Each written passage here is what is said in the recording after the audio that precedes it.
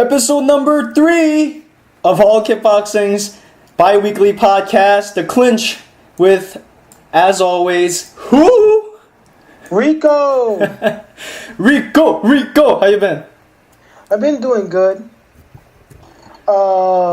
Just basically worked this week. I didn't do too much this week. I took it easy, so. Were you shipping off to Queens? Pardon? Were you shipping off to Queens? The song, man, shipping up to Boston. Oh, shipping off to Queens, yeah.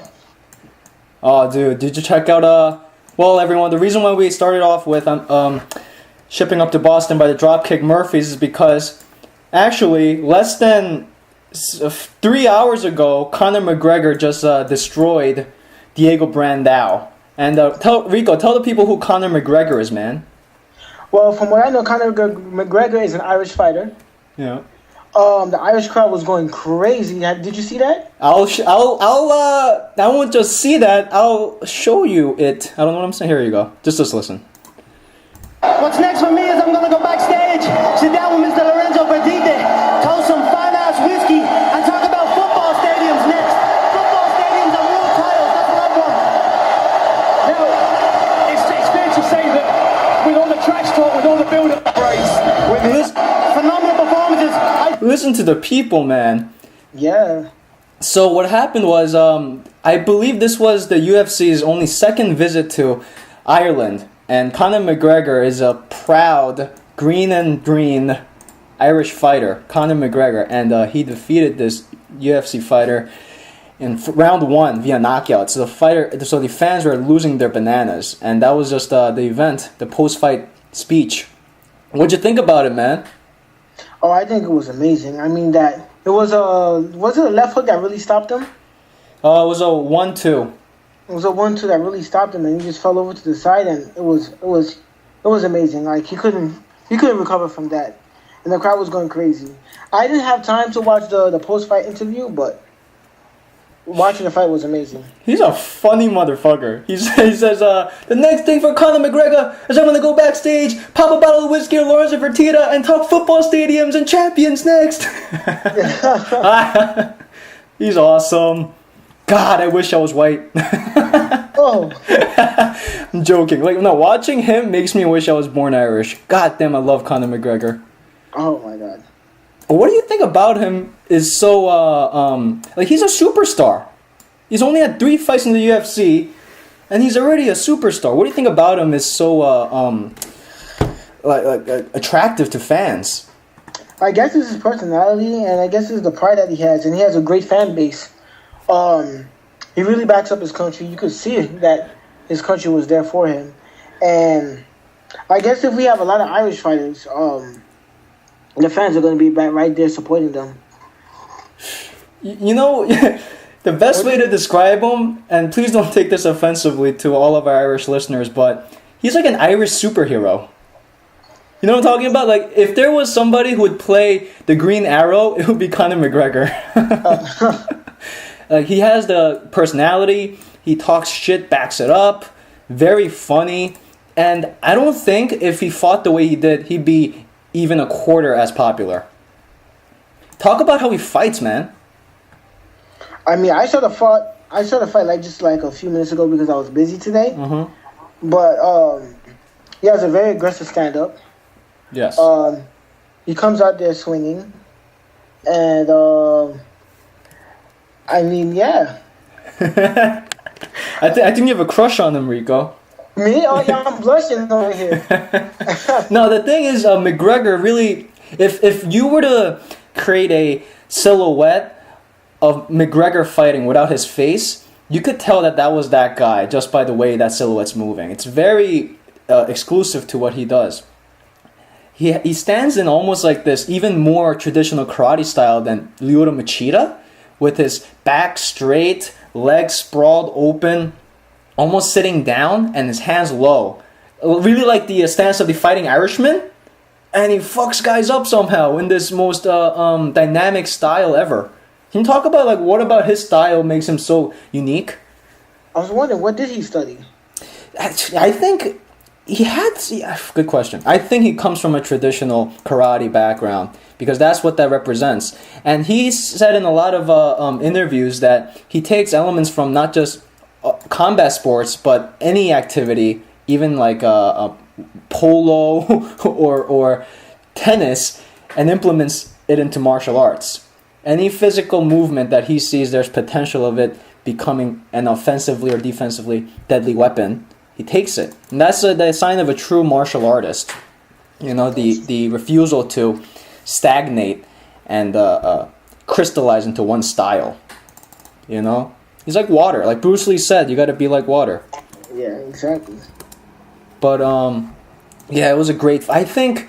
What do you think about the fight? So I know McGregor finished the guy in round 1, but up until then, it was pretty interesting, right? Yeah, it was pretty interesting. When they hit the ground, was it Brandao that took McGregor down?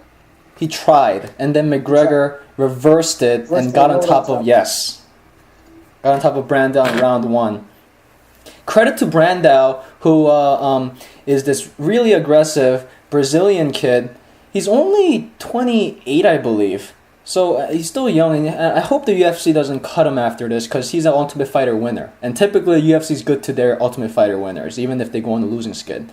But he's always been known to be very aggressive and have this giant chip on his shoulder. Like, he's never not unhappy. Like, he's always like Argh. Did you see the two guys at the weigh-ins?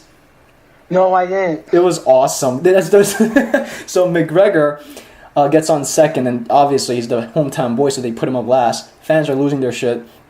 Before he gets on the scales, he's taking off his clothes, right? He takes off his hat, and he throws it at Brandao across the stage. Yeah, he throws it at him. And there's the funny. It was so... Yeah. It was like in one motion. It was taking off his shirt, grabbed his hat, and threw it at him, like so casual. Like, take that, you fucker. Oh, no. And then Brandao takes it, and he throws it behind and over his head into the crowd. Like, oh, what are you going to do now? There goes your hat, fool. And then... I don't think McGregor cared. Yeah, they got into each other. Dana had to split them up. Dana, you know how he referees the two guys weighing in? And then McGregor at the end said, tomorrow night, I'm going to take his head clean off. Oh, I saw that. Now I remember that. I remember the clean off. I'm going to take his head clean off, you hear me? That was awesome, I remember man. that. And he did. Man, so a lot of people have knocked Brandao for not living up to his potential because you can clearly see the kid's athleticism and power. He has great jiu-jitsu too, but the guy is pretty densely muscled, and because of his aggressive style, he blows out his gas tank in the first round. And that sort of happened in the first engagement of the fight, because I can tell Brandao wanted to rip this guy's head off. So he charges out with a right punch, right high kick, which to Brandao's credit, McGregor said after he threw that shot, McGregor had to not get too cocky. He's like, oh shit, alright, we're in the fight now. But then after that, he tries to go for a flying knee twice and misses badly. You know?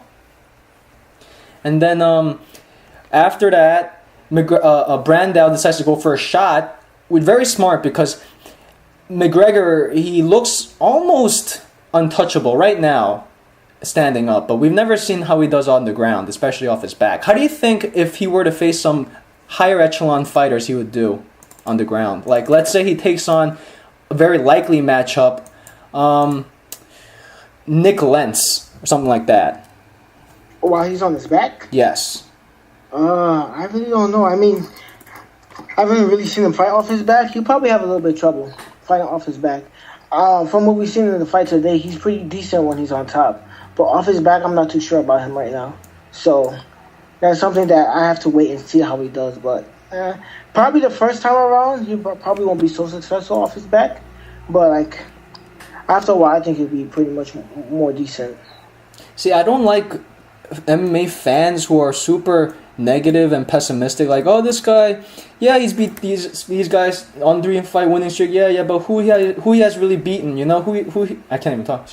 He's like, you know, all the guys he's beaten, they're not in the top 10, doesn't really mean much, but there's something to be said about just beating 3 guys in a row, whoever they are in the UFC. True. You know, so don't hate, man, don't hate. But I'm looking at the top 10 right now. You got like Dennis Bermudez, another Long Island guy. Jeremy Stevens, the Korean Zombie. Whew. Ricardo Lamas, Frankie Edgar. A lot of great matchups on the horizon. Yeah. As much as I love McGregor and I just said how I don't like these hater MMA fans, I don't think he's ready to take on like Chad Mendes or let alone Jose Aldo yet. Or even Korean Zombie. I think he can take on Zombie. You think you could take on the Korean Zombie? Yeah, and I'm the Korean guy here. Dang, abandoning his Korean pride for the Irish. See, lucky for you, there aren't any Haitian fighters you can turn your back on. Has there been any no Haitian MMA fighters? No, right? No. Not that I know. Maybe there was once, but I think the person got cut. There's a Haitian heavyweight boxer world champion. Right. Yeah, but it's not boxing. But we'll see how the UFC handles this lightning in the bottle, because I don't think it's a flash in the pan. He's already a superstar, and hopefully they don't just throw him into the wolves too quickly.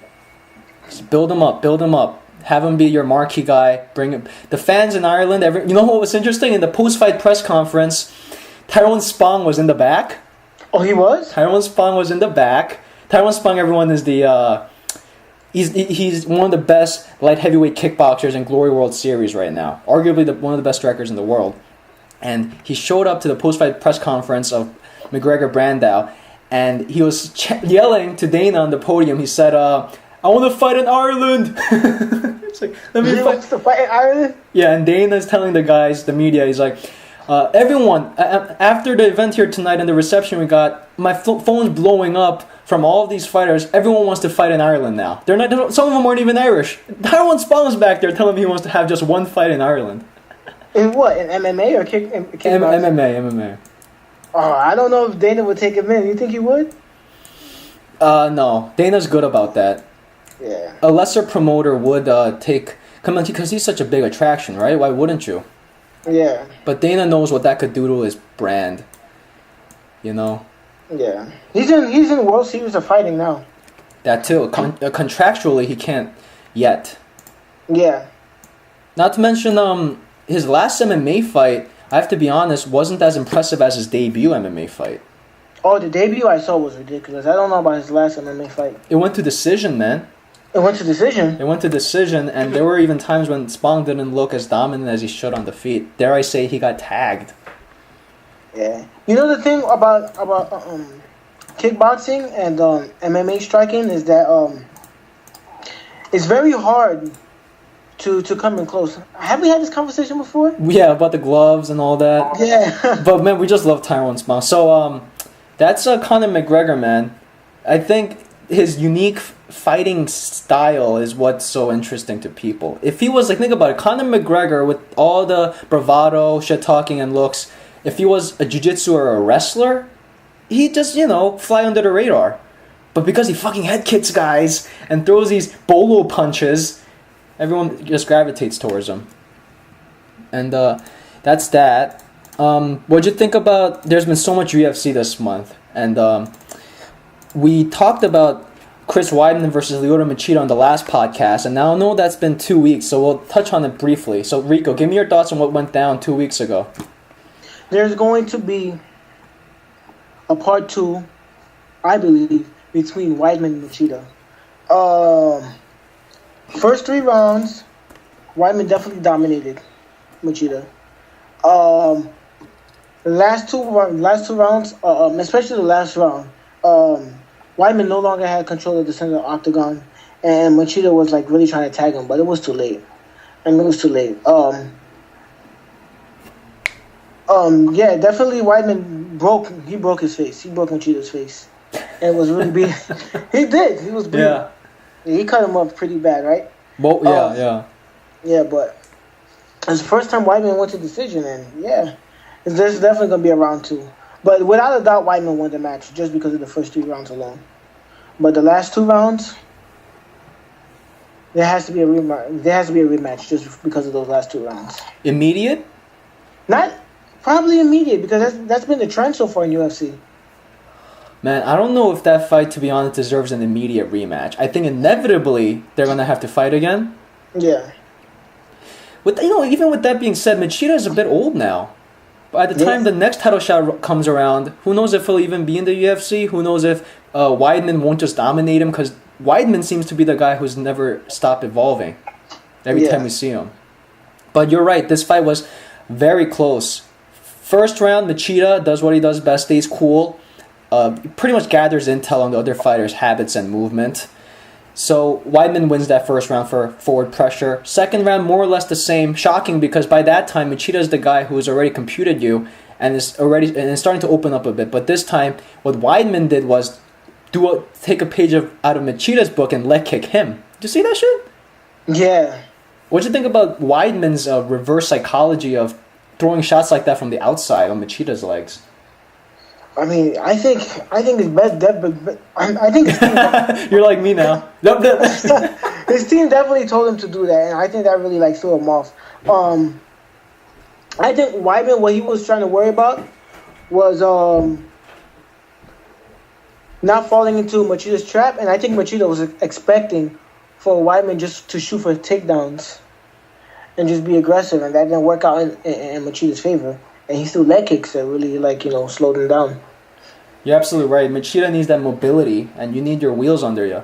And I think practicing how to check kicks against Anderson Silva for that rematch they had really ingrained in them the full understanding of how to throw leg kicks. If you understand the defense of something, you know how to throw it at the right time, in the right formation. And on that note, did you notice how Machida wasn't throwing a single leg kick back because of that Anderson Silva flashback? Now that you mentioned it, I noticed.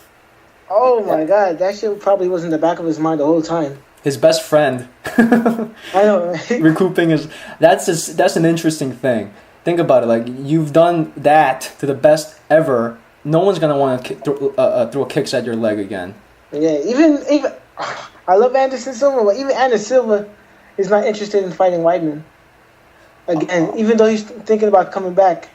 Man, I saw videos on his Instagram training, hitting the bag. He's hitting the bag with both legs. You know what I'm saying? It's fascinating how quick he seems to have turned around. It's pretty light bag work, but still, he's throwing that left kick. I've been hearing everyone say that the moment he steps back into the octagon, and for the rest of his life, he's never gonna want to throw a leg kick ever again. But I don't think so, because he has a one. Yeah. It's second nature. You throw the leg kick unconsciously, so. From what I understand, hard not to do. As soon as it heals, you start doing it again. From what I understand, he has a titanium plate or screws in there, so technically it's stronger than a normal. Yeah, it's like the Bionic Man. He has titanium plates in there now, so it doesn't break again. The whole shit is titanium plated. It's titanium coated. Yeah, he has a Weidman's initials on it. It's for you, Chris. But what you told me how he broke Machida's face. Weidman broke Machida's face. It was crazy how it only took really 2 shots for him to do that much damage. That one exchange they had where Weidman won. It's crazy how much he hurt the guy. What'd you think about that? Uh-oh. Rico just ditched me. Yo, Rico, can you hear me, man? Skype. Skype, you failed me. 1 second, everyone. Rico, you ditched me, man. What's up? Uh-oh. Now the sound's gone.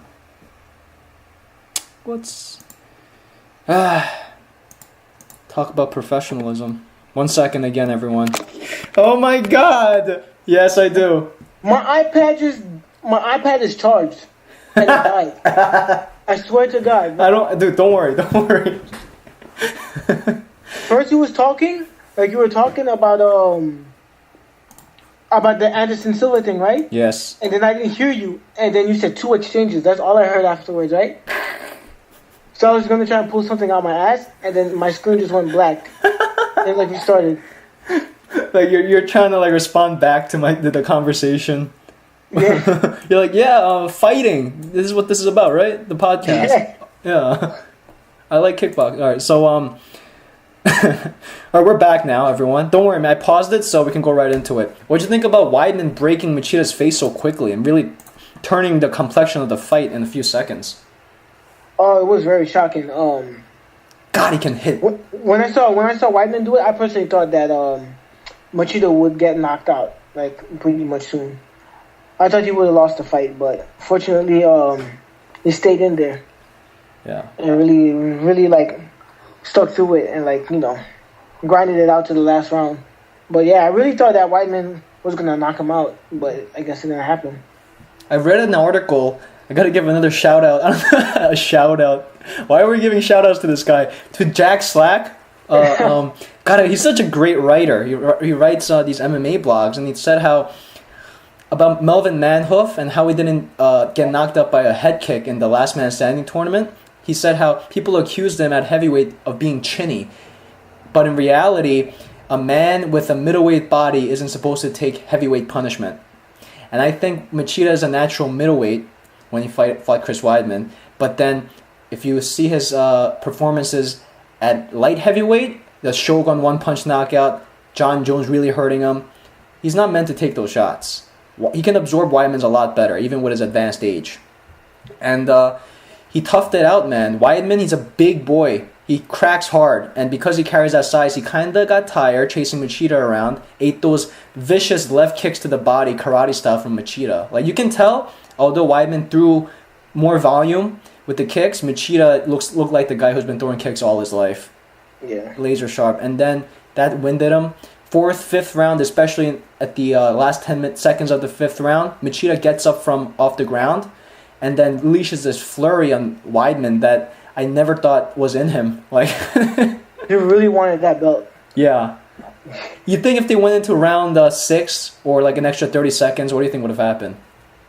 If he went to round 6, maybe he could have knocked out. Maybe it's a possibility that he could have knocked out Weidman because he was really rocking him with those punches. Elbows up against the cage. Elbows. He was like they were jabs. It was ridiculous. What is Weidman a natural middleweight or not? I mean, I think the older you get, the harder it is for you to cut weight. So I think later on he'll be a natural light heavyweight. But for now, he can stick at middleweight, I think.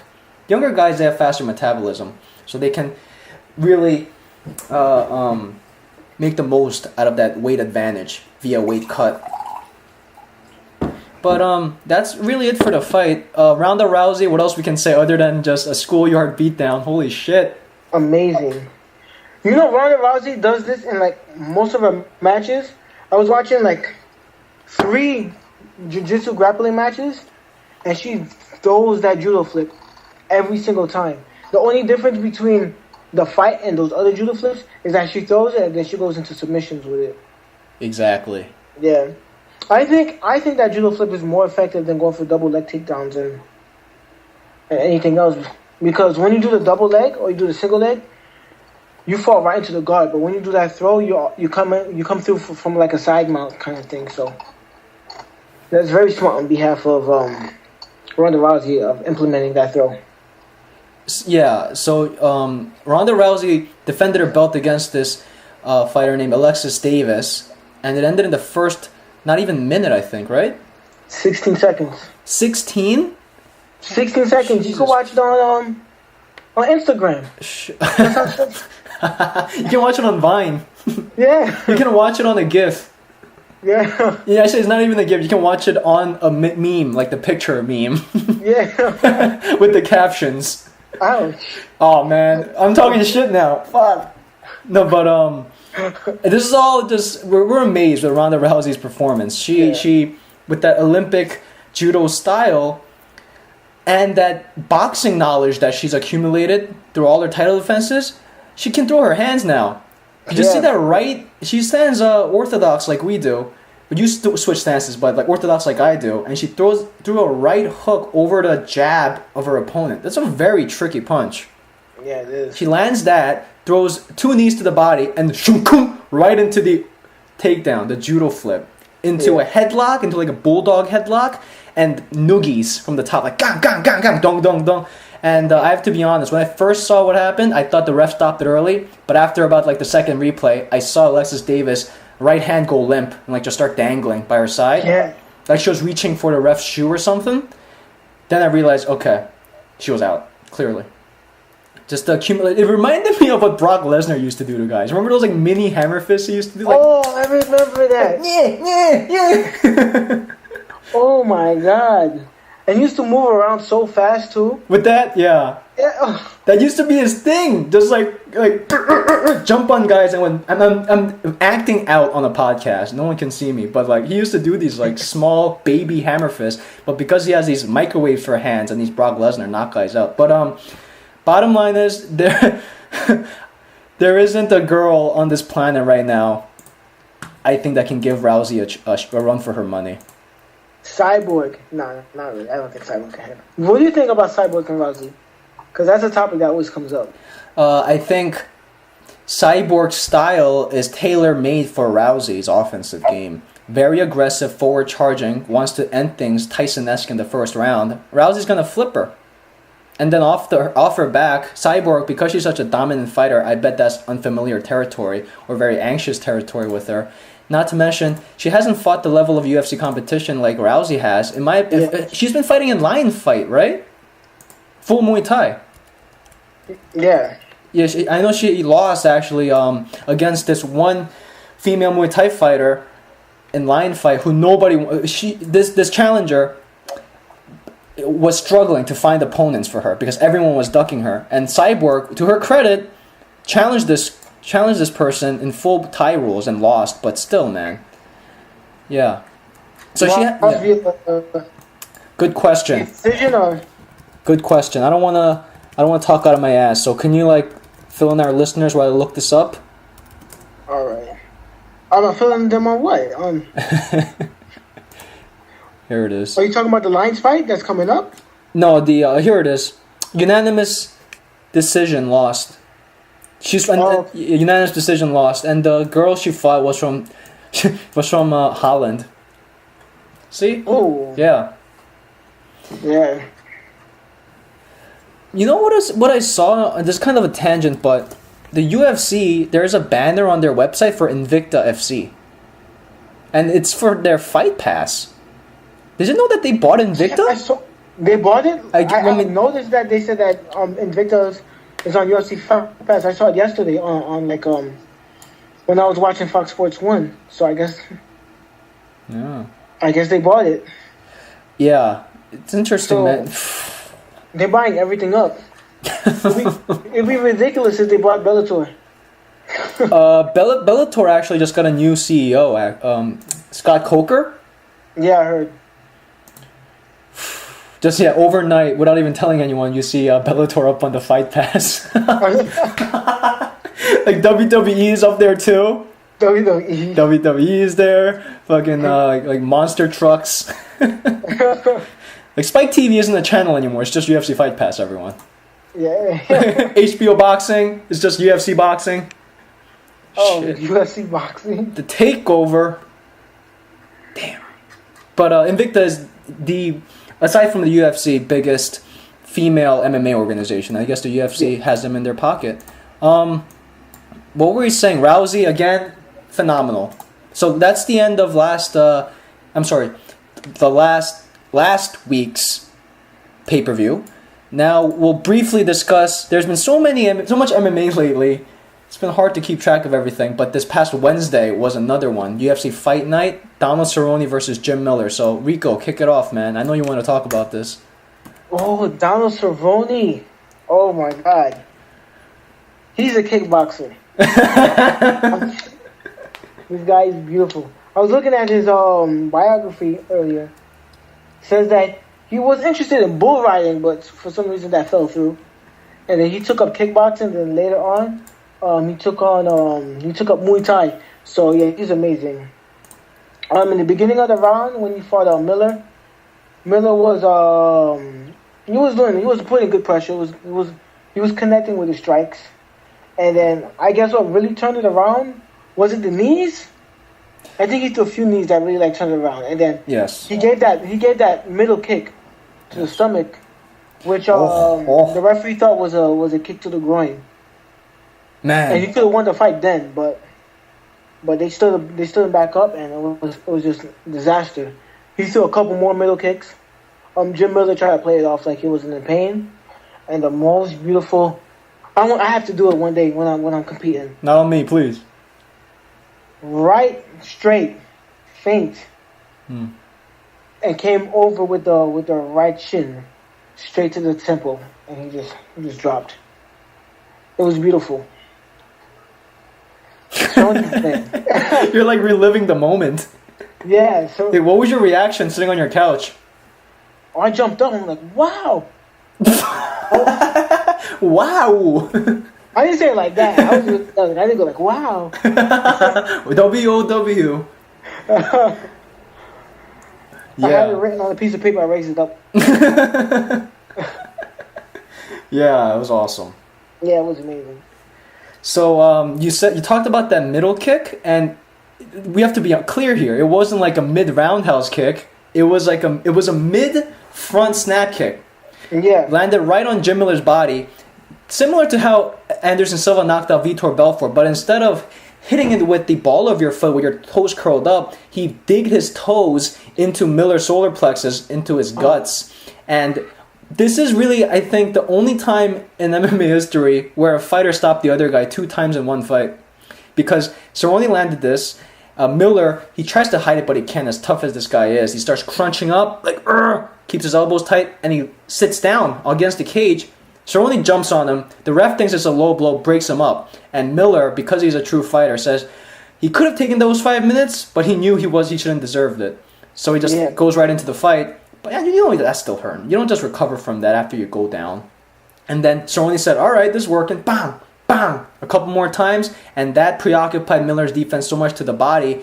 Like you said, that beautiful right straight disguised the right high kick, followed behind it, straight to the head. And it landed so nicely. Clang! The shin to the head is like the most painful thing you can watch. Have you ever... I'm not sure. I don't think you've ever been hit like that, but... It's like you don't feel nothing, right? It's like a numbing feeling, I bet. I really don't know. What a dumb question. I got a shin to the nose, but it wasn't like full speed. Yeah. But yeah, that kind of hurt. I started tearing up. Yeah, I think like initially it had to be terrible. Anyway, that's dumb comment. But he lands, and Miller goes down, like kind of like a falling tree, like against the cage. Cerrone jumps on him and just unleashes a barrage of blows to end it. So... the lesson here is kickboxing fucking rules. Yes, it does. Yes, it does. Stand-up really stole the spotlight today, that night on Wednesday. Yeah, man. As a matter of fact, that fight preoccupied my mind so much, I kind of forgot about the fight before. Was it a body shot that ended it? Yeah. Want to just go right into that? It was Edson Barboza versus Evan Dunham.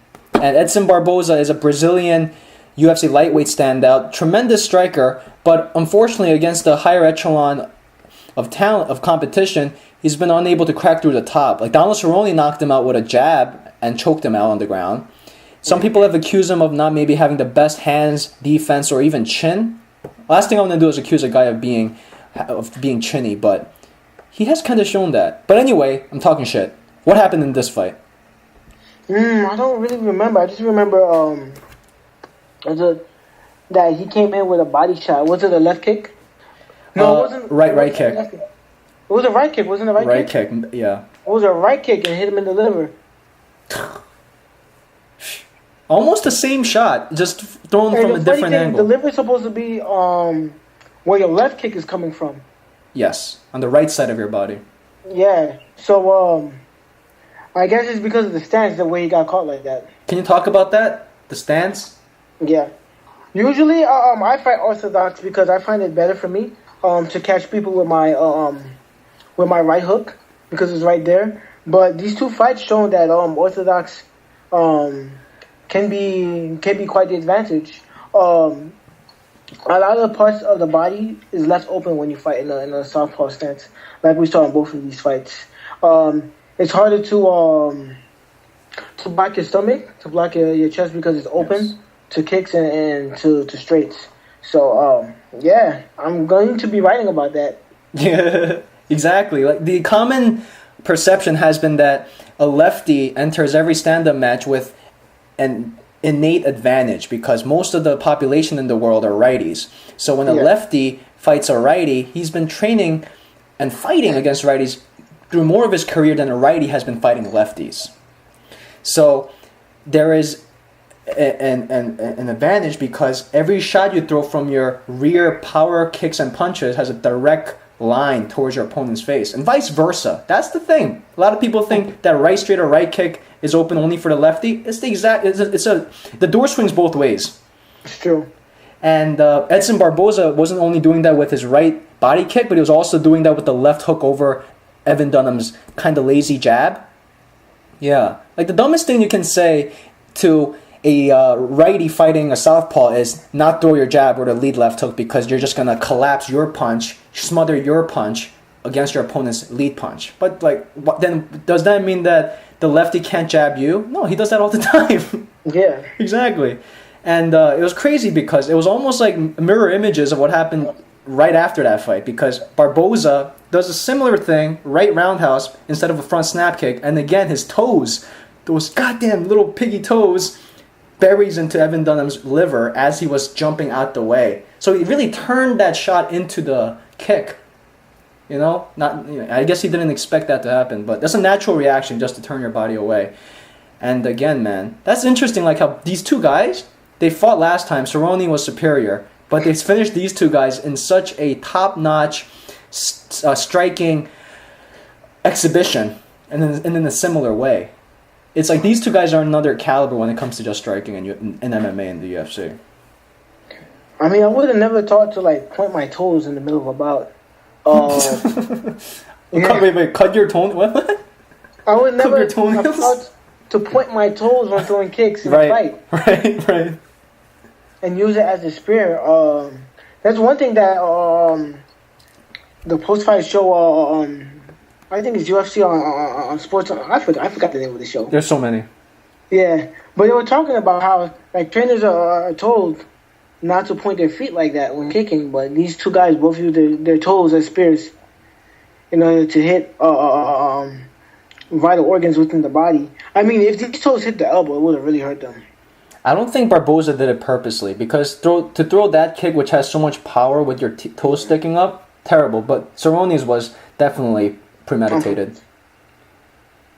You know, Daniel Guida knocked out a heavyweight in Glory faster than both of those guys did with a similar kick to the liver. Oh, really? It was the first shot thrown in the fight. Oh, no. Yeah. So, it's a nice trick. Very nice. So, with all that out the way, we get to the meat of the conversation. So, Mr. Ricardo Jean-Pierre, this past week, or was it last week? I'm sorry, like today's Saturday, so was it like a couple days ago, or was it last week? Well, I think it was last week. Okay, yeah. You did what, man? You did what? I went to the Wat. The Wat? What's the Wat? The Wat? The Wat is the Wat. The Wat is the temple. The temple. The Wat is a solely Muay Thai gym that is run by Kru Phil Nurse, who trained Muay Thai in Thailand. He took it up as a rehabilitation from his injury from soccer, which is kind of weird. Like who takes up Muay Thai for rehab from soccer? But that's what he did, and he fell in love with it. And he went on to win championships. And from what I've heard, he's an undefeated lightweight champion. I mean, he doesn't fight anymore now. He's a bit aged now, but I mean, I wouldn't want to be in a fight with him nonetheless. So I think he's scarier now that he's older. Probably. Yeah, he looks like an old master, you know? Yeah, he does look like an old master. Very stern face. I saw him, I couldn't say hi to him. He looked too busy.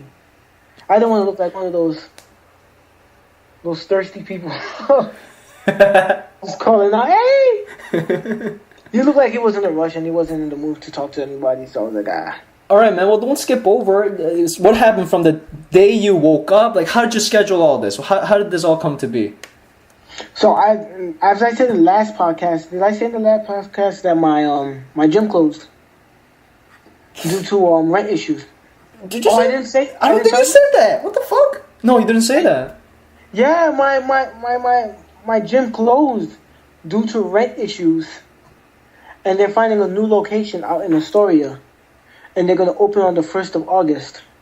So I've been homeless, basically, for a couple of days, for a couple of weeks now. So I was like, okay, fuck it. There's my opportunity. I'm gonna check out different gyms they have out there. And the first one I chose was the Watt. So I figured, hey, let me check out the Watt, see how it is.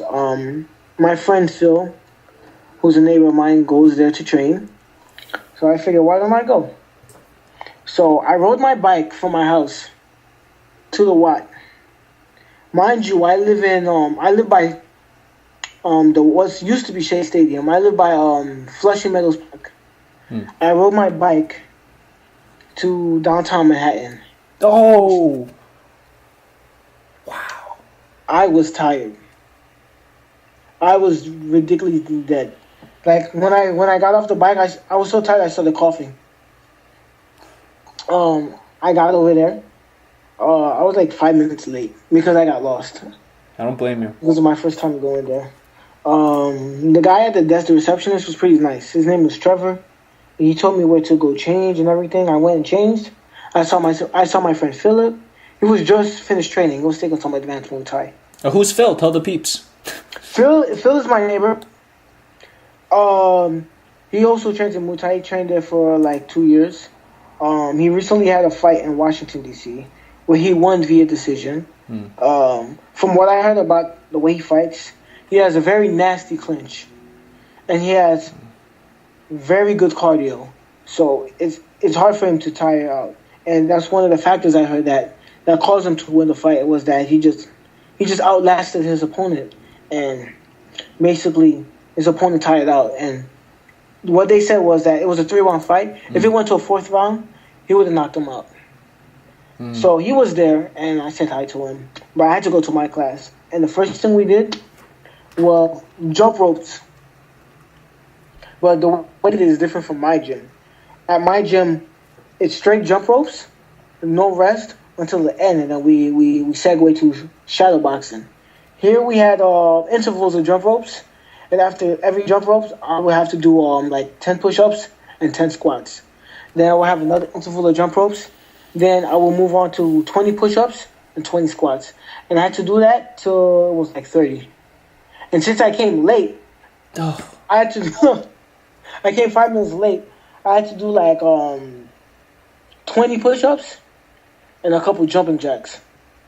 Mind you, I was already tired from riding my bike. Yeah. So I didn't look as good as I usually do when I do jump ropes. I really look like a newbie. So it's like, oh, this guy's out of shape. And I had the nerve to show up in the gym with my gym's t-shirt on, just to represent. Yeah, to represent. Right? Afterwards, what did we do? We did pairing. So we hit the gloves. We hit each other's gloves like we usually do when I train at the kickboxing club and at my gym. And we practiced leg kicks, but we didn't go full force because we didn't have any shin guards. So it was quite different in that sense. We weren't allowed to throw like full force punches or full force kicks.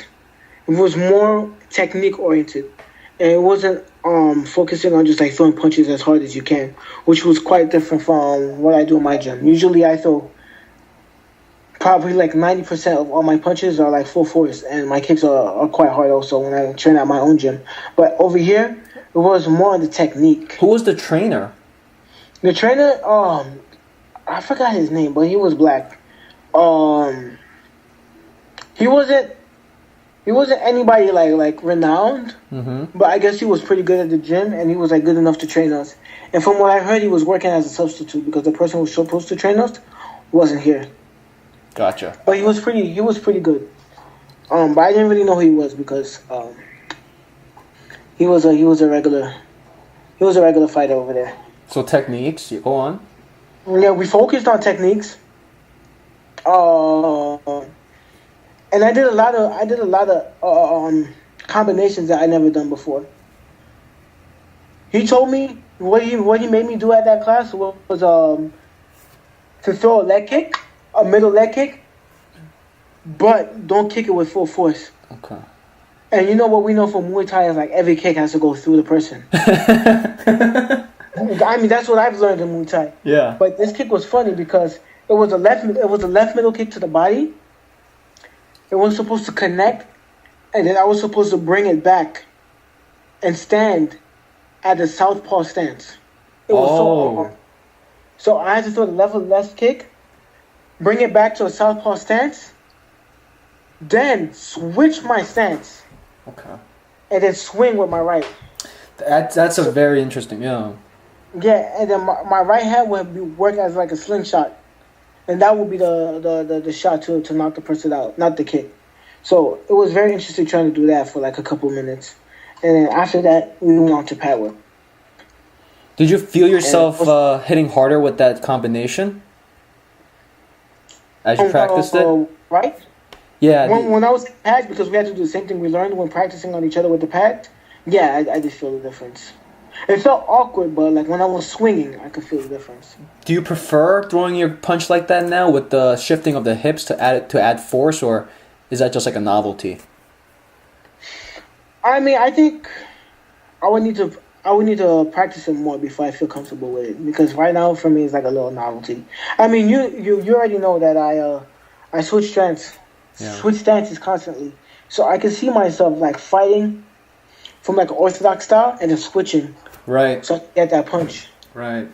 Yeah. But that is an active switch stance just for.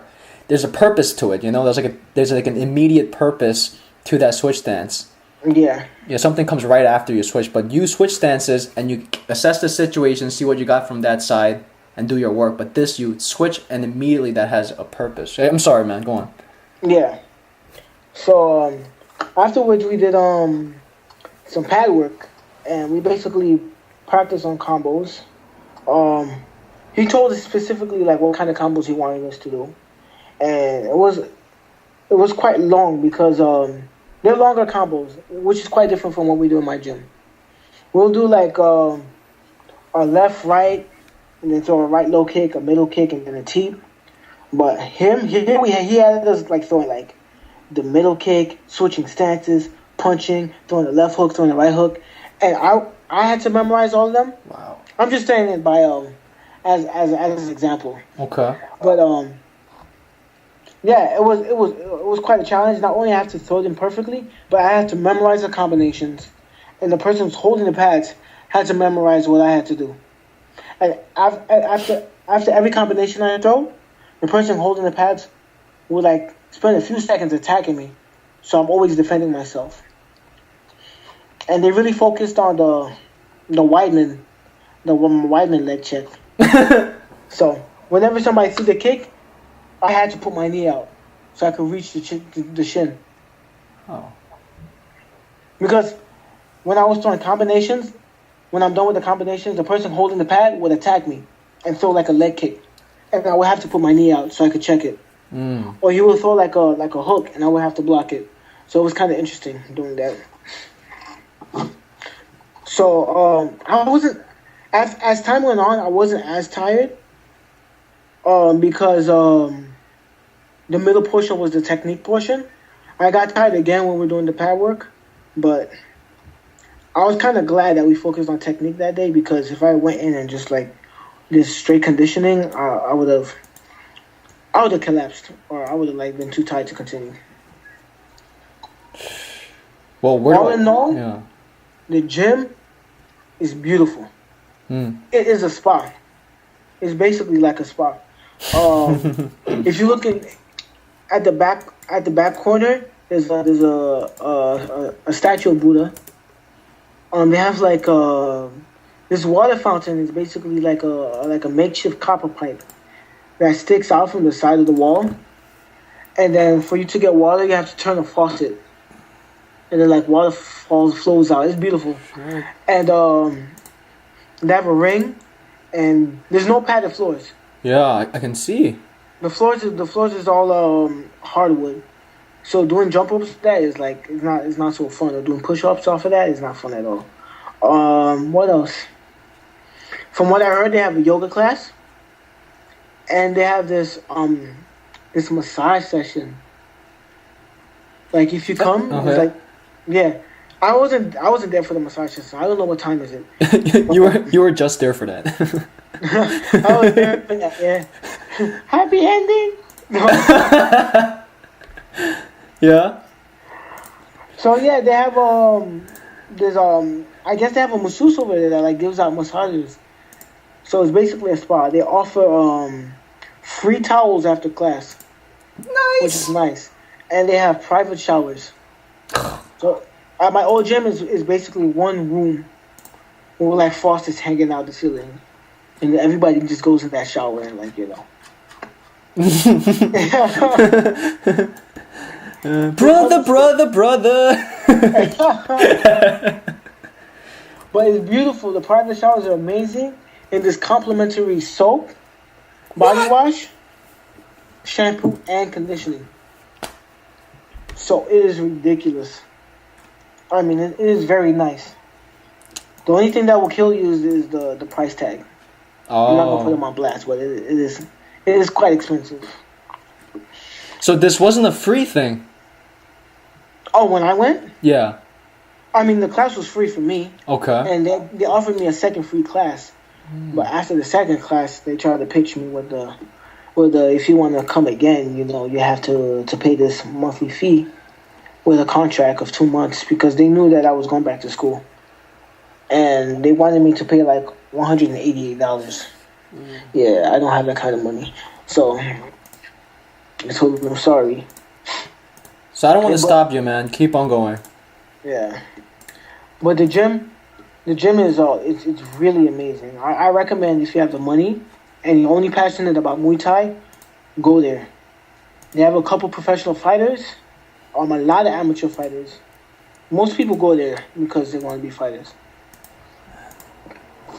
And my second time there, I was tired then. We did a lot more pad work that time. But yeah, that's what I have to say about the Watt. So, any difference from the first experience, the second time you went? Like the same thing, morning bike run and morning bike route? No, I took the train the second time. I took the train, and I'm glad too. The second time around, it was only pads. So basically, it was like intermediate pad work. So we just did straight pads all day, and that was kind of tiring too. Basically, we did different combos. And that was it. I mean, it was a regular pad work class. We did push-ups and squats also, like, you know, warm-ups and jump ropes. And it was basically warm-up, doing push-ups, squats, jump ropes, and then afterwards just pad work for the whole time. And then at the end we did stretches. Is it because you showed them something the first time around, they gave you a second free class? I think it's a combination, because I think I showed them something, because once they saw me like hitting the pads, they realized, even though I'm not so good at holding pads, but when I was in the pads, they realized that that I'm not a beginner and I kind of know what I'm doing. So they was watching me, and there was a couple times they would use me as an example. Wow, talk about that. Isn't that cool? You're so happy. Talk about that. They say that to people who actually go to the class, like that are regulars, but they're like, "Yo, come over here. This is what you do, this and that." And then they had me do it as an example. The first class, they asked me if I knew any Muay Thai, the trainer, and I told them yeah. And then he saw that I knew Muay Thai, so I didn't look like a phony. The second time, they didn't ask me, but then when they saw me hitting the pads, it was a different trainer that time. And the boy had this guy kick. But back to the subject. Yeah, the second time he saw me, he realized that I kind of knew what I was doing. So that was pretty cool. Very cool. You should have given him your business card. My business card, AllKickboxing business. Oh, No, your fighter business card. All fighters, I think, carry around like their Dog record on the card. That's awesome, man. I'm looking at pictures. I'm sorry for all the clicking, but I just like you served as this awesome commentary for this gallery of photos they have on their website. Did they the website's open now? Oh, I'm sorry. It was on some New York City tourist website. Oh, okay, because their website's under construction. I'm checking, and that's a great segue. I said I'm looking at these on the New York tourist website, and the facility, it's very New York. It's very Manhattan, upscale, like midtown, shiny, veneer on the wooden hard floors, crisp, crisp bags, nice ring, space, roomy. It doesn't look like a gym that smells. No, it doesn't smell. Yes. I'll tell you that. After pad work, you put the pads on the shelves, and next to the shelves is antibacterial wet wipes. And everybody has to wipe down their pads once they're done with it. Not like my gym, we just throw them in the corner. Or not like in Thailand where they wake up the next morning, it's like, and the next morning, and like five. Yeah. I think that's a really smart business move. It is a very smart business move. New Yorkers have money. If you're gonna pay for the watt, that means you either live in the city, which is a lot, or they don't attract tourists. What a smart idea, right? Yeah, it's very smart. A lot of the people there were they work in the area. It's around the financial district, so it's like there was a lot of people. You could just look at them and tell that they're very well off. But with that being said, there's other people that know about the watt, and they're not, as how should I say that, they're from a different class, but they're still there just to fight. So in that sense, it's kind of diverse. You have the people who are there because, it's a nice place to have an exercise. It's very beautiful. It's very New Yorkish. It's very affluent. Mm-hmm. But then again, it is one of the top Muay Thai gyms in the city. And they really have some hardcore fighters over there. So it puts both spectrums together, and it's pretty cool.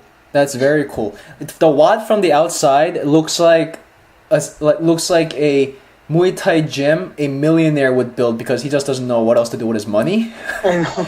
But the fact that they probably not only let these amateur fighters, like you said, from maybe not the most fortunate backgrounds come and train, but most likely go out, scout them, bring them in, pay for their training, maybe even their boarding, maybe give them a spot in the city.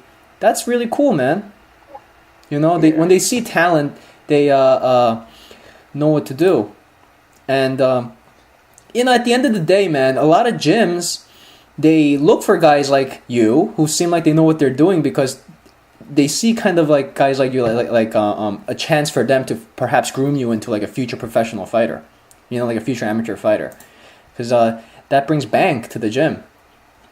It does. Yeah. Not to make it about me, because Tiger Showman's I kind of got that same reception too. When I was hitting the bag there, the black belt instructor was going around telling everyone how to do things, and I realized that the instructions he was giving to everyone else was really just like instructions to me with a different pronoun. What he really wanted to say was conserve your energy. You're going too full blast the first time around, but he said everyone remember, you want to conserve your energy because if you go full blast the first time like that, and yeah, even the most intricate of details, when you do the left switch kick, don't take your left foot and line it up behind your right foot. That takes too long to chamber back or some shit. But it was interesting how you get that reception from any gym. Yeah. But what do you think about the hardwood floors? Oh, that was so different. I'm so used to my padded floors. I mean, I guess the hardwood floors is more traditional Muay Thai. I didn't really think much of it, but it was man, I can't just jump around. You could feel it under your feet. It's I guess it makes your feet tougher in that sense. But after a while, I got used to it. The only thing I kind of missed was, I can't look over across the gym and see the jiu-jitsu guys rolling around. It's just strictly Muay Thai and nothing else. And not only that, you have to wear uniform. What? At the gym. You have to wear shirts that say the what on it. You have to wear the Muay Thai shorts that have the what on it. And not only that, they recommend you wear the armbands. So it's like, hey man, it's really legit. It's like, yeah, branding. Yeah, branding is big over there. I think you might have left with a tattoo after just 2 days. Yeah, they're like, I think you should get this tattoo. You're like, I don't think I really should. And by the second time they ask, you're like, all right, I'll get a tattoo. I asked them, can I come here for free anyways? Like, get a tattoo of the what on your forehead, and you can come anytime you want. Life membership. Member for life. I bring up the hardwood floors because that's really the only environment that I've known how to train. God, that sounds so douchey. No, but like back at Stony Brook, that's where I hit the bag. That's where I do my jump roping and exercise. And at the YMCA that I go to, it's the Community Jewish Center in Plainview. Hardwood floors, all hardwood. So I know what you're saying. It's murder on the ball of your feet. But when I do jump rope, I've learned my lesson. Not only does it suck just constantly smacking your foot on the floor, but sometimes you whack that rope on your toes. I have cute little toes, Rico, and it hurts me. I thought you were going to show me your toes. Yeah, no, I'm not. Yeah, I think Skype's going to just end the call on its own if I did that. So, did you notice your footwork suffer because of the floor? Not really. I think my foot was kind of the same. Really? Yeah, I mean, the only thing that really would have given me trouble with the footwork was the sweat maybe on the floor, on the hardwood floor. It's extra slippery, so I couldn't really jump around. But I was pretty much the same. It's not like I never trained on a hardwood floor before. I guess next time, whenever I train on hardwood, I'll pay more mind to that to see if it's any different. How about you? How was it quite different for you? Whenever you trained on padded floor? Because since you've always done hardwood floor. Yeah, I know. I only brought up the question if it hurts your footwork because I was hoping you'd say yes, because it certainly hurts mine. Because bare feet on bare floor, that's a lot. There's no grip, very slippery. After a while, your feet get tired, and it's just bone. It feels like bone on bone everywhere you step. But the moment I put on my shoes and go outside on the concrete, I can move like a leopard. Like a panther. No, but I think that's for a reason. For two reasons: aesthetic, and it breeds, I guess, discipline, like endurance in the fighters they have there. But you forget all about all this. What was it like glancing at Phil Nurse? I was like, oh my God, that's Phil Nurse. Can you talk about it? First of all, can you tell people who Phil Nurse is, his background in UFC especially? Oh, he's trained fighters such as John Jones. Yes. He's trained Frankie Edgar. He's trained George St. Pierre, all in Muay Thai. He's trained one more person. I forgot who. He probably did. Chris Weidman? No, Chris Weidman trains a very long ago. Yeah, he didn't train Chris Weidman. But those are the top three that I remember. Frankie Edgar, John Jones, and GSP. Has his pictures. He has the pictures of them autographed. I think Chuck Liddell. Chuck Liddell came once. Oh, wow. Yeah. I don't think he's trained Chuck Liddell, but I think Chuck Liddell came once. Because his picture's over there and it's signed on the wall. So he takes pride in training MMA fighters. He's a specialist. Phil Nurse is a very definition of a specialist. Yeah. That you bring in to your training camp. But go on. So like I've said before, Phil Nurse is undefeated in the lightweight division. I think he retired, I guess. He's 51 years old now. He's not fighting anymore. So he used to play soccer. I don't know if it was competitively, but then he suffered some sort of injury, and he took Muay Thai as a form of rehabilitation. You said this shit. Yeah, he does that. That's interesting. I love Phil Nurse, but who takes up Muay Thai as a form of rehab from soccer. Yeah. It should be the opposite. You take soccer as a form of rehab. Which Yeah, that should be a T-shirt. I take soccer as a form of rehab for my Muay Thai. Yeah, I know. He fell in love with the sport and went to Thailand and started kicking ass. And that's as much as I know about him. I've seen many pictures of him. I heard he's a great trainer, and I didn't get to see him in action, or see him train me. He did watch me hit the pads a little bit. He just looked a little bit. Ooh! He stared. He stared? For 10 seconds. Oh! It's amazing. I was looking at the corner of my eye. And then he walked away. He left. He was in a rush. That's cool. Yeah. God, we're such nerds. We're like, you saw Phil Nurse? Like, guys, you have to realize, for kickboxing fans like us, meeting Phil Nurse would be the equivalent of like a rock fan meeting Paul Stanley. You know? Yeah. It's like, Phil Nurse, I don't know about you, but every time I've seen him on TV, seems like the nicest, gentlest guy. You know what I'm saying? Like, he seems like a guy who is very cordial with his fighters, knows his shit, like one of those guys who like, you know the saying, the quietest one in the room is the most dangerous one? Mm-hmm. He seems like that. Something like that, yeah. He seems like that. Like, if you know how in those old kung fu movies, like the main character would climb up to a temple for days on the steps and finally reach the master and realize he's not home, and then like he shows up right before he's about to walk back down and give up. That's Phil Nurse. That's the master. He looks like, he has like a very unique look to him. Yeah. He's British. His family's from, I'm looking up on his Wikipedia. He's from Northern England, born to Barbadian parents from Barbados. Yeah. Oh, that explains the Caribbean music that plays like crazy up in the gym. It's Caribbean music that plays in the gym. Oh, really? I liked it, to be honest. Of course. Yeah. Yeah. I like that. Man. Oh. So I'm looking at pictures of him training GSP, and it's surreal that you were... Did you get to go in the ring? I sat on it. What was that like? I was like, oh my God, I'm sitting on the ring. I was tired, so I sat on the ring, to be honest. Yeah. That's the closest I've ever been to a ring so far. How did the padding feel like? It was kind of like a hard canvas. Like, you don't want to land on it like stiffly. Did it feel like it's hard? It's tougher than the mats that we train on.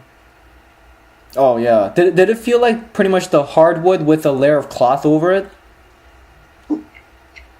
I wouldn't say hardwood. Okay. I wouldn't say hardwood. Hard. I would say it's like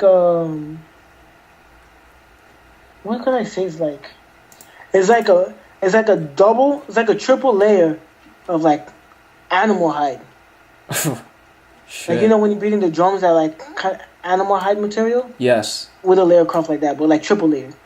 So very nice. Yeah, it's hard, but it's not like as hard as hardwood. When you like land on it, you're not gonna break something. Man. So it's like that. But I sat on the ring. I didn't go in the ring.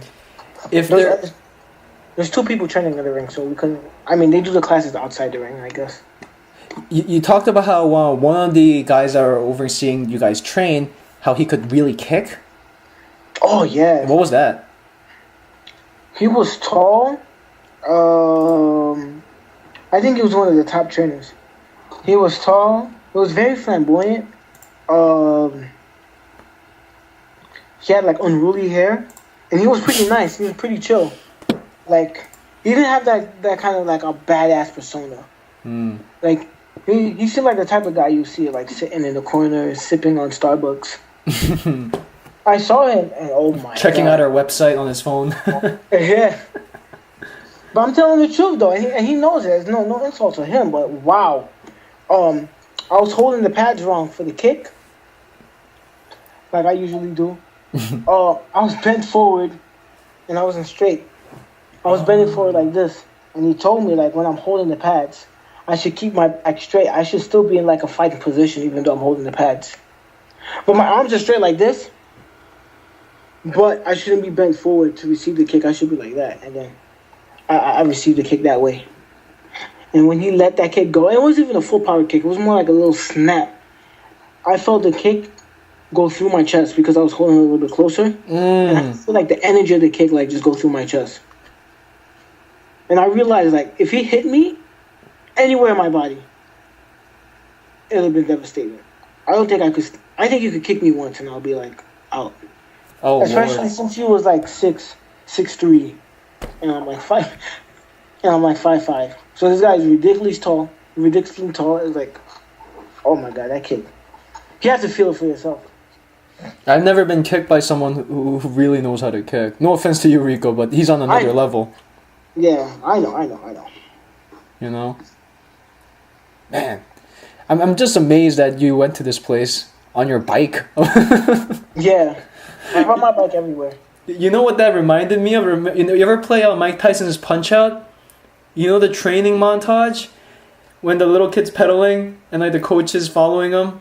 It's like, oh, I don't remember that. It's yeah, like that? it's like that. Yeah. Man. Oh. So you crossed what bridge did you cross? Across the Williamsburg Bridge. Williamsburg Bridge? Shit. Yeah. So you went to give me some landmarks near the Watt, like, because I just want to get a feel for how long you suffered for AKB. I went through. I don't know if you know much about Masfit, but that's a neighborhood in Queens. I went to Masfit. From Masfit, I crossed this bridge from Queens to Brooklyn. It's like a small bridge. It's like a ferry bridge. Takes you from there to like kind of the Greenpoint area. Yes. And then from there, I was like around downtown Brooklyn. Hit Williamsburg. From Williamsburg, I hit the Williamsburg Bridge, which is kind of a nice ride. I like the Williamsburg Bridge. Then I hit downtown, which is like around like the Chinatown area. Shout out. Yeah. I'm Korean. Why am I saying that? Yeah, shout out.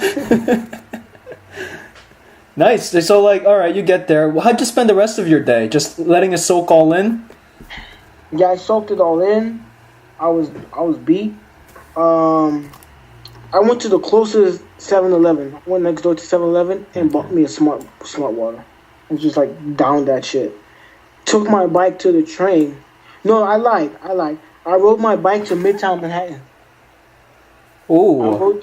I rode my bike to Fifth Avenue. Then I took the train from Fifth Avenue home. But riding my bike to Fifth Avenue was tiring. Not because it was such a long ride, but it was because I was just tired from all the exercise I've done before. But when I got home, I couldn't do anything else. I can tell you that for sure. How did people in the city react to you? Like this guy drenched in sweat on a summer day after Muay Thai training. Wait. How did they react to me on my way back? Yeah, just beat and bushed as. On the train, they were looking at me. Oh shit. Yeah, because when I came back home, it was already nightfall because the class was at like 7:30. So people weren't paying much attention to me in the street. But like once I took the train home, yeah, there was a few people looking at me because I had a bike in the subway and I'm like sweaty. Yeah. Yeah, and I had my huge bag on my back. Oh, that bag you carry around looks like it makes you look like a kidnapper. Rico carries around this bag for the Stony Brook Muay Thai for the Stony Brook Kickboxing Club, and it's the size of a full-grown teenager. Like it's just, it looks like the bag you carry on golf club is all black, and I don't know why you need something that big to carry around boxing gloves. No, you know what it is? That's my hiking bag. That's your sparring partner. It's my sparring partner. Yeah, I know, it's your hiking bag. That bag is my life. This bag, I went on a camping trip in Nevada. Yeah. I went to this national park called the Great Basin, and I climbed mountains with this bag on my back. So that bag had like all the clothes I needed for 7 days, and I had to carry a sleeping bag attached outside, and I had to carry half a tent and climb a mountain. Oh my god, that was tiring. So I love that bag. I take it everywhere. So when you got to the Watt, you brought your own equipment? I brought my own equipment, but then I used their gloves. They offered gloves for me, so I just used their gloves. Very nice. Yeah, I used their. It was an 18-ounce gloves. Oh shit! Oh my god, Brutal. it was so well padded. It was amazing because the gloves I have on so padded, and like when I punch with it, it starts hurting my hands. Yeah. So yeah, I need better gloves with better padding because I'm tired of having like painful fingers. So Rico, let's recap the WOD experience. Going into it, what were your expectations? Oh, going into it? Yeah, your initial expectations. I think my initial expectation was that I was gonna be tired as hell. I thought maybe I would spar a little bit, but I didn't get a chance to spar. Lawsuits, man. They don't want that on their hands. Yeah. What else? I mean, I really had like good expectations about it. Once I saw them, like, yeah, this is the real deal.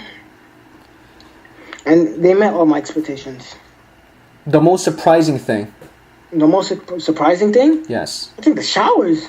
Oh my god. Bro, if you're a homeless man, I'm telling you, if you can pull $200 a month, spend it on the what? You'll have good showers there. And you'll have a masseuse. Like, after you take the shower, of course, you get the massage, for the courtesy of the masseuse. But what if the masseuse is like another Muay Thai dude? oh man. Yeah, with like tie shorts on and hairy legs, and like thick and like muscular calves from all that pad work. Give you a foot massage, the standing massage when they stand on your back. Yes, yes. Just walk up and down like a plank. Oh yeah, but I'm fine. I'm good. Oh, I feel good already, even though I'm lying. Man. No, I kind of needed a massage like during that week. My legs were just tired as hell. So did this give you a newfound perspective on the life of a real fighter? Yeah. Can you talk about that? Like, for some people on this planet, this is their daily. And the regimen you got was probably the tip of the iceberg. Phil Nurse. Have you ever seen Phil Nurse hold pads? It's unlike anything I've ever seen. It's so acrobatic. It's almost like this choreography dance routine he puts on, where you know how guys, like you said, catch kicks standing up, back straight? He gets down on his knees to catch your leg kicks. Yeah, like he's praying. Gets down on one knee to catch your leg kick, stands back up, twirls around, and it's not just for show. There's a method to the madness. It's beautiful. I saw him hold pads for one of GSP's kickboxing guys, and the speed doesn't suffer from all this not unnecessary movement. It's all to simulate a real fight. And if you know, like him, a master of Muay Thai, how to strike, holding pads comes like second nature. Like how Floyd Mayweather's Uncle Roger hold pads for his nephew, and they do that crazy, I don't know what to call it, just routine in front of their, point blank range in front of their noses, like pop, pop, pop, pop, pop, pop, pop, pop. That shit? I love that. A true striker knows true pad holding. So, anything else, man? What was the newfound perspective, of a real fighter you got from this? Lots of dedication, lots of suffering. Oh my god. Lots of suffering. It is tough. It really is tough. It's a tough life out there for a fighter. The amount of exercises you gotta do, the amount of just pushing yourself to a limit, day in and day out. And the thing about these fighters is you go through long periods of time, just not getting paid a lot of money. You gotta really do it because you love it also. Yeah. If you really wanna you think you're gonna make bank out of doing this, you gotta think again. I mean, very few people really make a lot of money out of doing this. A lot of people do this just because they love it. For example, even I'm professional fighters. If you just start getting into the professional scene and you start fighting, you probably make probably 2,000 a fight. Mm-hmm. Yeah, so you really have to it's really competitive. It's the amount of competition, the amount of people you have to overcome to to be on top is ridiculous. Exactly. I I think for a lot of guys that have been in the game for a long time, it becomes like another job for them. Yeah. You know, that's probably the worst feeling when it just becomes stale and you're punching in and punching out the clock. It's just not the post office, but the gym. And I think that's why the WOD is so special, because it's nice and fresh, polished floors. New York City is a perfect place to get away if you're a guy who comes from like Idaho to train. You know, like it's a tourist attraction in and of itself, and a great place to get a workout from the master, Phil Nurse. Who was he? Last question. Was he rocking that badass golden earring?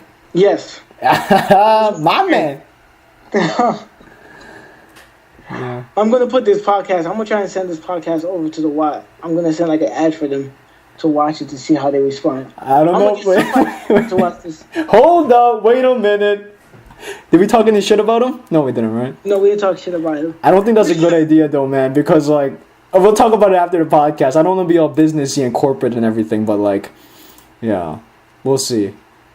Yeah, I mean, I'd love to, but yeah, it should be good. So that's that, man. Want to just briefly talk about, man, what do you want to talk about? Lion fights? Canelo, Lawler, Brown? What do you want to talk about? The last thing. Okay, guys, please forgive me, but I didn't do my homework so much on the Lions fight. But August 1st, we have a fighter fighting out of the WOD. His name is Brett. I cannot pronounce his last name. It starts with H. I think it's Brett Haslick or something like that. Please forgive me for butchering the name. But he's fighting out of the WOD. And he's an undercard, but from what I heard, he's pretty dope. He's pretty good. He's a trainer over at the WOD. So if you're in Connecticut anytime, around the 1st of August, stop by Foxwoods and watch this fight. Or look it up online. It's going to be on Fox Sports. And yeah, that's one thing they were talking about when I was over at the WOD about this fight. Man. They really mention all their fighters. They praise their fighters and they tell people, go see these fights. So yeah, it's going to be, it's sort of a big deal over there. We will definitely cover that fight in the next podcast after it happens. Yeah. And see how it goes.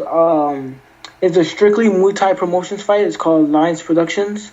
And they got pretty good fighters. And the top card is somebody from the Sigma Chai gym. Thet Manip, Simon Chai versus Dean James. Yeah. Have you ever seen Thet Manip? No, how is he? Bad motherfucker is what he is. Dude, like, he's as Thai as it gets. The guy, everything he throws is murder. It has murder written all over it. Just, and it's like gunshots going off. I saw him kick pads, and it's bizarre how small this guy is and how much power he packs. That being said, he's actually pretty yoked for a Thai fighter. Yeah, he's actually pretty cut. And that Simon Chai gym, man, it's so nice seeing a very Thai gym start producing fighters at a young level. Like we talked about Yat Kampan, Simon Chai fighting for glory. Mm-hmm. Put these guys into the world stage, into the Western stage, where they can really flourish, I think, in this day and age. Nice. I saw a Muay Thai documentary, and it said that the golden age of Muay Thai was in the 90s, when guys like Ramon Dekkers, they were going over into Thailand and claiming all of these wins. These Dutch pioneers, they were going and beating the Thai at their own game, so the Thai had to develop their own style to match theirs. So it was like this really, really competitive time where new techniques were being developed and used in the ring, where Thais were taking a page out of the Dutch and vice versa. It's very, very fun stuff. So I gotta watch that. So you think that the Thai fighters kind of fight a bit more Dutchy now because of that? I think you see... Is that a word, Dutchy? Dutchy. You know Ramon Dekkers, right? No, I haven't heard of Ramon Dekkers. Shit. Probably, if I've seen a picture of him, probably I recognize him, but... Ramon Dekkers, in my opinion, is maybe right next to... I'm talking about like kickboxers, not full Thai. In kickboxers, he might be the best ever. Ramon Dekkers, Rob Kamen, Giorgio Petrosian, Benny Urquidez, all these guys on the Hall of Fame. But what Ramon Dekkers used to do was he would just fuck guys up with his boxing, because the Thai style, Muay Thai stands for the art of the 8 limbs. And with that being said, and with it being probably the most practical, well-rounded martial arts in a real setting where all their motions are tight, the clinch, to throw knees from. Like when you're backed up against a wall in a club because some douchebag wants to pick a fight, you're not going to want to throw like high kicks. You want to grab the guy in the back of his fucking neck and knee the shit out of his face into Pluto. So that's Muay Thai, but it's really a kicking-centric martial art. Did you like realize that? Like it is a very kicking-centric martial art. The short twists of the punches, the high stance, the square stance, everything is conducive to a powerful kick. But Ramon Deckers brought this ridiculously powerful and crisp boxing and started knocking guys' heads and livers out the park.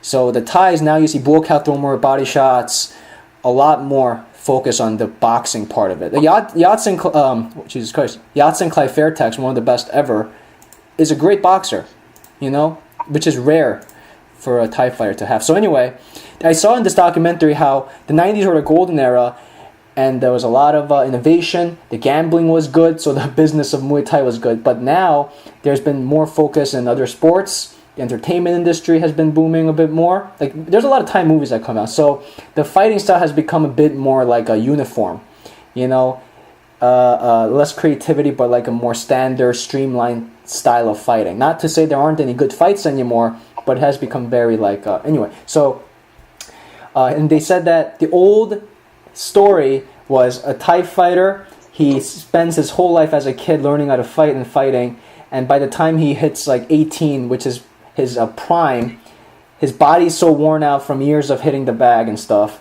that you start off kicking pads and you end your career holding pads. Yeah, it's like a tragic story. But now things are changing. The sport is getting better. They have their own channel in Thailand just where they show Muay Thai. Just Muay Thai all day. Yeah. Oh, wow. Yeah, there's a lot of good champions coming out, and K1 really helped it out too. Bringing a guy like Buakaw onto the world stage and really putting Muay Thai on full blast on the international level. So it's crucial for these Thai gyms to realize that as much as they are patriotic with their home martial art, to branch out into like the Western area to showcase martial artists like Senmon Chai, that whole gym, because it's better business, man. Because Buakaw now, you're talking about Phil Nurse in soccer. You know what he does now? Buakaw is with a college. He goes to college and he plays for their soccer team. Wow. Exactly, and that's because the options that his he was off. That's because of all the options that were available for him, because he decided to fight not only Thais but just white dudes and black dudes. White dudes and black dudes. Black dudes. Because Buakaw, he doesn't fight Thais anymore. He said, like, I fight to prove to the rest of the world what true Muay Thai is, to represent my people. I'm tired of fighting my own guys. So it's good to see things like this, man. Line fight, thank God we have a legitimate, full contact Muay Thai rules promotion in the States, in Las Vegas. Yeah. And Thep Menit, they call him Mr. Knock. Oh, really? Yeah, and this should be a good fight. And I'm looking forward to the guy from the WA too. Yeah, it's pretty dope from what I heard, so see how it goes. If I could get to Connecticut, I would definitely go there. But on your bike. I go on my bike to Connecticut. Yep. I need like a day's head start. Can we just talk about... I have to bring this up with you, man. So, the UFC just announced that they're giving Renan Barao in the media rematch against TJ Dillashaw for UFC 177, August 30th. What are your thoughts on that? Dillashaw's going to win again. What makes you say that? I don't know. I just feel like he's going to win again. Even though I didn't see the last fight. Mm-hmm. Forgive me. Like I've said before, it's been the trend that they give these title fights, rematches. So yeah, I don't know. I think Dillashaw might win it. I think Dillashaw is pretty good, and we might win it again. But we have to wait and see. I'm definitely gonna do my research on both of them once more before the fight happens, and then I'll give a more educated guess on what's going to happen. What about you? What do you think? What Barao's camp is saying is that, in the first round when Dillashaw knocked Barao down with that overhand right behind the ear, they're saying that Barao never recovered from that for the whole fight. They said that he sat on the stool at the end of round 3 thinking he was going into round 5.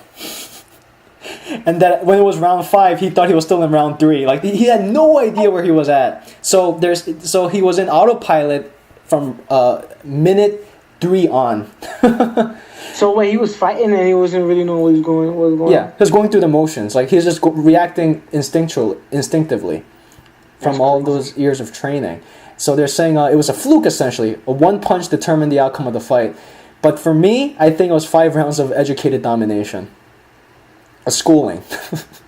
But I love Renan Barão. And if there's any guy that deserves an immediate rematch, it's a guy who's been that dominant and who probably is going to come into this fight the scariest that we've ever seen him.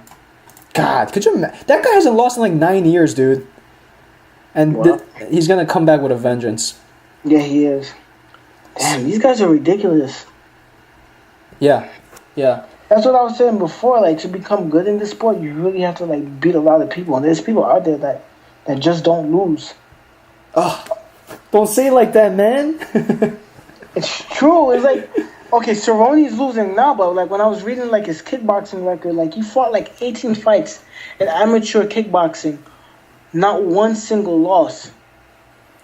And even him, a great kickboxer, never reached the K1 level or glory or even the UFC champion or WEC champion. You see how it really puts things into reality when you see something like that. It jumps off the page. It does. Mike Tyson was champion when he was 20. You know that? I'm 23. Yeah, what the fuck are we doing with our... No, enough with that shit. We're doing fantastic. You're getting free soaps from the Watt. I'm working on this website.